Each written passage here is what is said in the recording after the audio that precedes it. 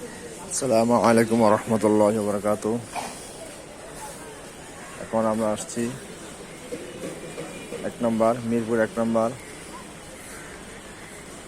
কামিল মাদ্রাসা হযরত শাহ আলী মুগদাদি রহমাতুল্লাহ আলাইহি কামিল মাদ্রাসা। এখানে আমরা আজকে জুমার নামাজ পড়েছি। দেখেন, সবাই দেখেন এই মাদ্রাসাটা কত বড় জায়গা।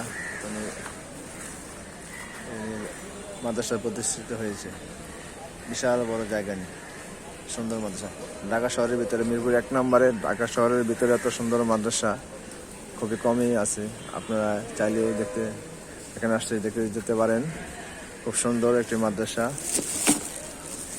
বিশাল জায়গা নিয়ে করছে এবং ঠান্ডা পরিবেশ। দেখুন কত গাছপালা, বিশাল গাছপালা, সারি সারি নারকেল গাছ দেখেন। দেখলে মন জড়িয়ে যায়, সবুজের ছায়া ঘেরা। এই জন্য একটা সবুজের চাদর ঘেরা। আপনারা আসবেন অবশ্যই শুক্রবার দিন, এখানে জুমার নামাজ আদায় করে যাবেন।